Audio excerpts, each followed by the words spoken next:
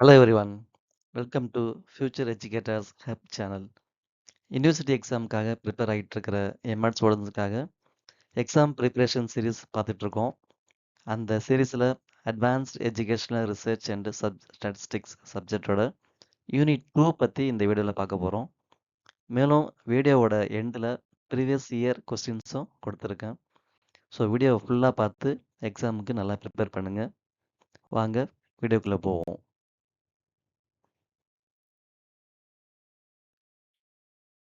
First topic meaning of mixed method research.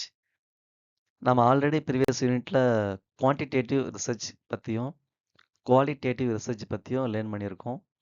So இந்த ரெண்டு research மெத்தடையும் ஒரே ரிசர்ச்சில் இன்டகிரேட் பண்ணி பண்ணுறது தான் மிக்சடு மெத்தட் ரிசர்ச்.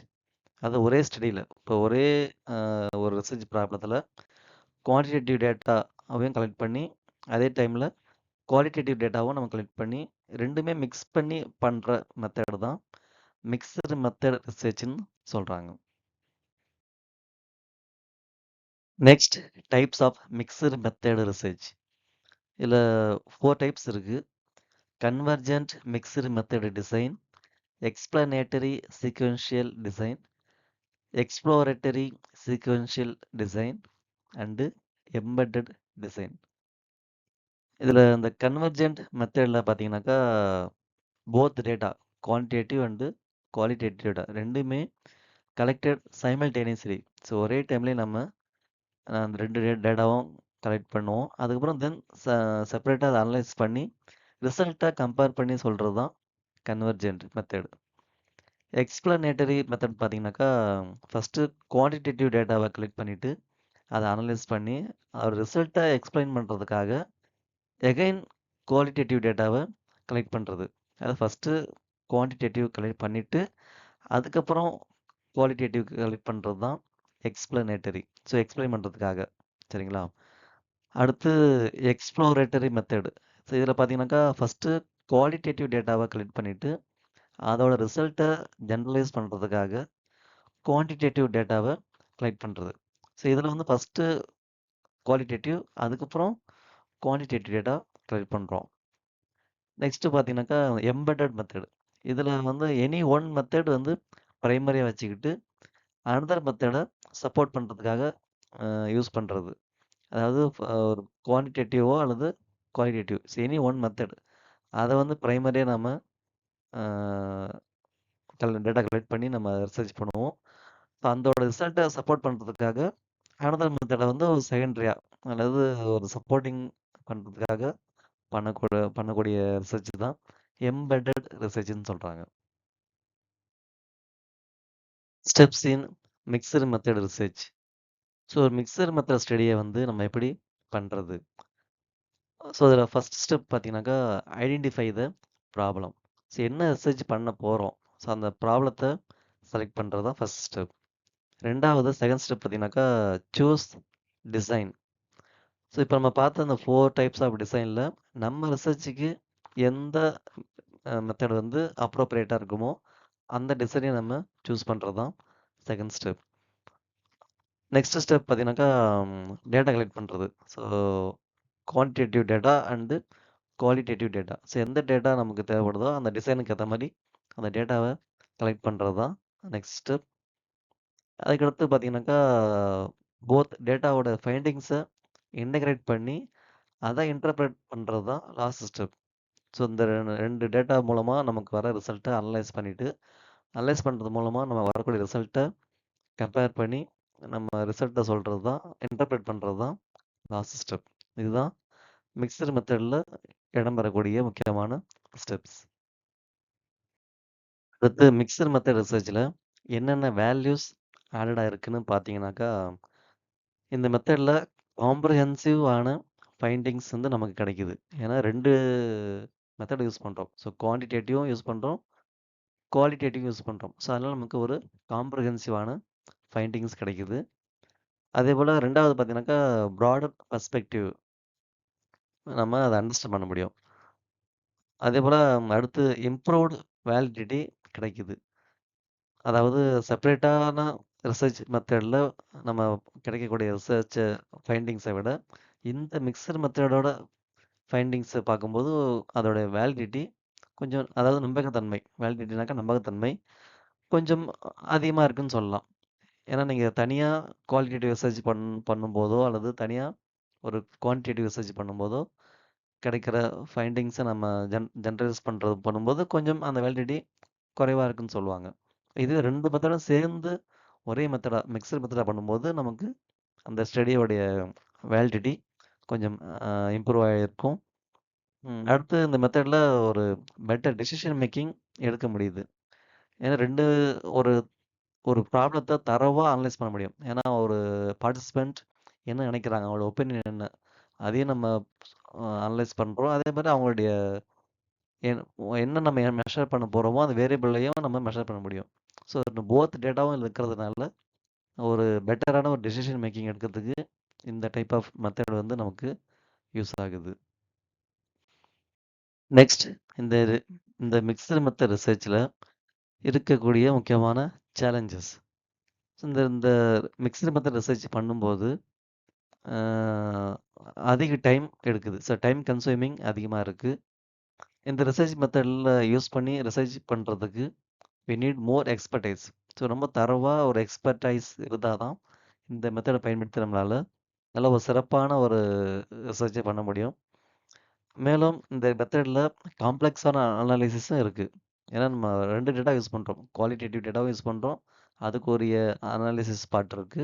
அதேபோல குவான்டிடேட்டிவ் டேட்டாவும் யூஸ் பண்றோம். ஸோ அதோட அனாலிசிஸ் பார்ட்டும் இருக்கு. ஸோ 2 விதமான அனாலிசிஸ் பார்ட் இருக்கிறதுனால கொஞ்சம் காம்ப்ளெக்ஸா இருக்கும். அண்ட் லாஸ்ட்டா இந்த ரிசர்ச் மெத்தடுக்கு மோர் ரிசோர்ஸஸ் தேவைப்படுது. ஸோ நமக்கு டேட்டா கலெக்ட் பண்றதுக்கோ, இல்ல இத பத்தின ஒரு அண்டர்ஸ்டாண்டிங் பண்றதுக்கோ நமக்கு இன்னும் கொஞ்சம் ரிசோர்ஸஸ் தேவைப்படுது. Next action research. ஸோ ஒரு பிராக்டிஷனர் ஆர் எ டீச்சர் அவருடைய ஓன் பிராக்டிஸ அல்லது ஓன் மெத்தட வந்து இம்ப்ரூவ் பண்றதுக்காக பண்ணக்கூடிய ஒரு ரிசர்ச் தான் ஆக்ஷன் ரிசர்ச்.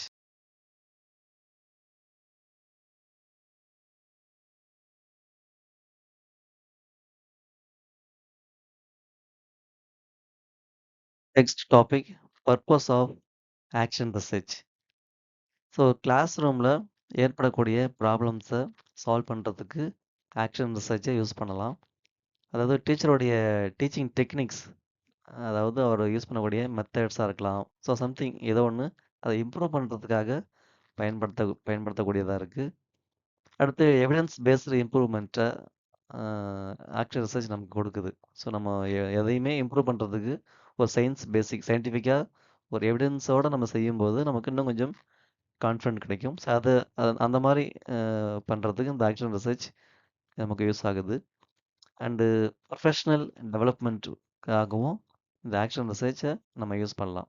ஸோ ஒரு டீச்சருடைய professional development. So any courses அவங்க அட்டன் பண்ணி ஒரு பீரியாடிக்கலாக அவங்களோட ப்ரொஃபஷனலை டெவலப் பண்ணுவாங்க. ஸோ அது மாதிரி ப்ரொஃபஷ்னல் டெவலப்மெண்ட்டுக்கும் இந்த ஆக்ஷன் ரிசர்ச்சை நம்ம பயன்படுத்திக்கலாம். ஆக்ஷன் ரிசர்ச்சில் 4 டைப்ஸ் இருக்குது. So individual action research, collaborative, school wide and district wide. So இந்த 4 டைப்ஸ் ஆஃப் ஆக்ஷன் ரிசர்ச்சில் ஃபஸ்ட்டு வந்து இண்டிவிஜுவல் ரிசர்ச். ஸோ இண்டிவிஜுவல்னு பார்த்தீங்கன்னாக்கா ஒரு சிங்கிள் டீச்சர் வந்து அவருடைய கிளாஸ் ரூமில் ஃபேஸ் பண்ணக்கூடிய ப்ராப்ளத்தை சால்வ் பண்ணுறதுக்காக பண்ணக்கூடியது. கொலாபரேட்டிவ் ரிசர்ச்னு பார்த்தீங்கன்னாக்கா அதில் குரூப் ஆஃப் டீச்சர்ஸ், ஒரு 2 அல்லது 2க்கு மேலே இருக்கிற டீச்சர்ஸ் வந்து ஒன்றா சேர்ந்து ஒரு காமன் எஜுகேஷ்னல் ப்ராப்ளத்தை சால்வ் பண்ணுறதுக்காக பண்ணக்கூடியது. ஸ்கூல் வைட் பார்த்தீங்கன்னாக்கா, ஸ்கூல் வைட் ரிசர்ச்சில் என்டையர் ஸ்கூல் கம்யூனிட்டி, அதாவது teachers, principals and non teaching staff எல்லாருமே சேர்ந்து ஸ்கூல் லெவல் இஷ்யூவை சால்வ் பண்ணுறதுக்காக பண்ணக்கூடியது. அண்ட் டிஸ்ட்ரிக்ட் வைட் ரிசர்ச் பார்த்தீங்கன்னாக்கா, multiple schools within the district. So ஒரே டிஸ்ட்ரிக்டில் மல்டிபிள் ஸ்கூல்ஸ் இருக்கும். ஸோ அவங்க எல்லாமே சேர்ந்து ஒரு ப்ராடர் எஜுகேஷ்னல் இஷ்யூஸ்க்காக ஒர்க் பண்ணக்கூடியது. அந்த ரிசர்ச் தான் டிஸ்ட்ரிக்ட் வைடு ரிசர்ச்னு சொல்கிறாங்க. Steps in action research. So வழக்கம் போல் ஃபஸ்ட்டு நம்ம ஒரு ப்ராப்ளத்தை ஐடென்டிஃபை பண்ணணும். அதுதான் ஃபஸ்ட்டு ஸ்டெப். செகண்ட் வந்து பிளானிங், தேர்ட் வந்து act, fourth observe, fifth reflect and sixth one revise. For example இப்போ ஒரு இண்டிவிஜுவல் ஆக்ஷன் ரிசர்ச் பண்ண போகிறோன்னு வச்சுக்கோங்க. ஸோ இண்டிவிஜுவல் ஆக்ஷன் ரிசர்ச்சில் ஒரு தனி ஒரு டீச்சர் வந்து அவங்களோட கிளாஸ் ரூமில் ஏற்படக்கூடிய ப்ராப்ளத்தை சால்வ் பண்ணுறதுக்காக பண்ணக்கூடியது. ஸோ ஃபஸ்ட்டு ப்ராப்ளத்தை நம்ம ஐடென்டிஃபை பண்ணணும். ஸோ ஒரு கிளாஸ் ரூமில் ஃபார் எக்ஸாம்பிள் ஸ்டூடெண்ட்ஸோட ரீடிங் காம்ப்ரிஹென்ஷன் லோவாக இருக்குன்னு வச்சுக்குவோம். ஸோ இந்த ப்ராப்ளத்தை சால்வ் பண்ணுறதுக்கு ஃபஸ்ட்டு இதுதான் ப்ராப்ளம் அப்படிங்கிறத நம்ம சூஸ் பண்ணிக்கணும். ஸோ ஸ்டூடெண்ட்ஸோடைய ரீடிங் காம்ப்ரிஹென்ஷன் எப்படி இருக்குது, அவங்களோட எந்த அளவுக்கு அவங்க லோவாக இருக்கிறாங்களோ அதை எப்படி நம்ம இம்ப்ரூவ் பண்ணுறது. ஸோ அந்த ப்ராப்ளத்தை சூஸ் பண்ணுறது தான் ஃபஸ்ட்டு ஸ்டெப். நெக்ஸ்ட்டு வந்து பிளானிங். ஸோ பிளான் பண்ணணும். ஸோ இந்த ரீடிங் காம்ப்ரிஹென்ஷன் இம்ப்ரூவ் பண்ணுறதுக்கு என்ன பண்ணுறது அப்படிங்கிறத பிளான் பண்ணுறது. ஃபார் எக்ஸாம்பிள் ஒரு 6 மந்த்துக்கு ஒரு ரீடிங் ஆக்டிவிட்டீஸ் டெய்லி வந்து நம்ம ப்ராக்டிஸ் பண்ணலாம். டெய்லி நம்ம கொடுக்கும்போது அவங்களுக்கு இம்ப்ரூவ் ஆகலாம். ஸோ நம்ம டெய்லி ஒரு எனி ஆக்டிவிட்டீஸ் இந்த ரீடிங் காம்ப்ரிஹென்ஷன் சம்மந்தமாக கொடுக்கணும் அப்படின்னு பிளான் பண்ணுறோம். ஸோ இதுதான் செகண்ட் ஸ்டெப். அடுத்து தேர்ட் ஸ்டெப். ஸோ ஆக்ட் பண்ணணும். ஸோ பிளான் பண்ணி இருக்கிறத நம்ம இம்ப்ளிமெண்ட் பண்ணுறது தான் தேர்ட் ஸ்டெப். ஸோ ஒரு 6 மந்த்துக்கு கண்டினியூவாக நம்ம ஆக்டிவிட்டீஸ் கொடுத்துக்கிட்டே இருக்கணும். ஸோ இதுதான் தேர்ட் ஸ்டெப். நெக்ஸ்ட் ஸ்டெப் வந்து observe. So after 6 month, so 6 மாதம் கழிச்சு திரும்ப ஸ்டூடெண்ட்ஸோடைய ரீடிங் காம்ப்ரிஹென்ஷன் எப்படி இருக்குன்னு அப்சர்வ் பண்ணுறது. ஸோ நல்லா இம்ப்ரூவ் ஆயிருக்கா, இம்ப்ரூவ் ஆகலையா அப்படிங்கிறத நம்ம அப்சர்வ் பண்ணுறது தான் இந்த ஸ்டெப். அடுத்து ரிஃப்ளெக்ட். ஸோ அப்சர்வ் பண்ணி முடித்த பிறகு எந்த அளவுக்கு நமக்கு ரிசல்ட் கிடச்சிருக்கு அப்படிங்கிறத நம்ம ரிஃப்ளெக்ட் பண்ணணும். ஸோ இம்ப்ரூவ் ஆயிருக்கா இல்லையா அப்படிங்கிறத நம்ம ரிஃப்ளெக்ட் பண்ணணும். இந்த ஹோல் ப்ராசஸை ரிஃப்ளெக்ட் பண்ணி பார்க்குறது தான், அதாவது ஃபீட்பேக்னு கூட இது சொல்லலாம். சரி, எந்த அளவுக்கு நமக்கு ஃபீட்பேக் கிடைக்குதுன்னு. அடுத்து last step revise.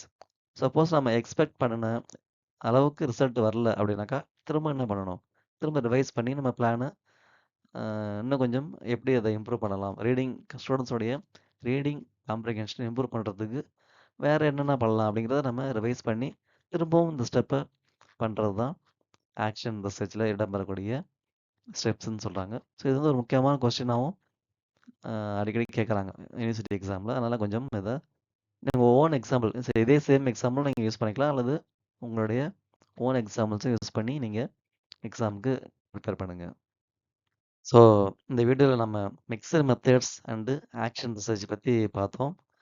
Mixer மெத்தடுங்கிறது 2 மெத்தட்ஸை integrate பண்ணி பண்ணுறது. அதாவது குவான்டிடேட்டிவ் டேட்டாவும் யூஸ் பண்ணுவோம், குவாலிட்டேட்டிவ் டேட்டாவும் யூஸ் பண்ணுவோம். ஸோ இந்த 2 மெத்தடை நம்ம மிக்ஸ் பண்ணுறது தான் mixed method. So action research பார்த்தீங்கன்னாக்கா ஆக்ஷன் ப்ளஸ் ரிஃப்ளெக்ஷன், ஸோ ரெண்டுமே சேர்ந்து பண்ணுறது தான் ஆக்ஷன் ரிசர்ச். ஸோ நம்ம இப்போ வீடியோவோட எண்டுக்கு வந்துட்டோம். நம்ம வீடியோ ஸ்டார்ட் பண்ணும்போது சொன்ன மாதிரி தமிழ்நாடு டீச்சர்ஸ் எஜுகேஷன் யூனிவர்சிட்டியோட ப்ரீவியஸ் இயர் கொஸ்டின்ஸ்லாம் இதில் கொடுத்துருக்கேன். ஸோ இதில் பார்த்தீங்கன்னாக்கா மிக்சடு மெத்தட் ரிசர்ச் பற்றி அதிகமாக 5 மார்க் கொஸ்டின்ஸில் தான் கேட்டிருக்காங்க. அதே மாதிரி ஆக்ஷன் ரிசர்ச் பற்றி அதிகமாக 10 மார்க் கொஸ்டின்ஸுக்கு கேட்டிருக்காங்க. ஸோ இதுக்கேற்ற மாதிரி நீங்கள் எக்ஸாமுக்கு நல்லா ப்ரிப்பேர் பண்ணுங்கள். ஸோ இந்த கொஸ்டின்ஸ் பார்த்தாலே உங்களுக்கு ஒரு ஐடியா கிடைக்கும். ஸோ இதை பேஸ் பண்ணி நீங்கள் உங்களுடைய எக்ஸாமுக்கு நல்லா ப்ரிப்பேர் பண்ணுங்கள். இன்னும் இந்த சேனலை சப்ஸ்கிரைப் பண்ணாதவங்க கண்டிப்பாக சப்ஸ்கிரைப் பண்ணிவிடுங்க. ஏன்னா அப்போ தான் உங்களுக்கு அடுத்தடுத்து நான் போடக்கூடிய அப்கமிங் வீடியோஸ் வந்து உங்களுக்கு கரெக்டாக வந்து சேரும். அதனால் மறக்காமல் சப்ஸ்கிரைப் பண்ணிவிடுங்க. தேங்க்யூ.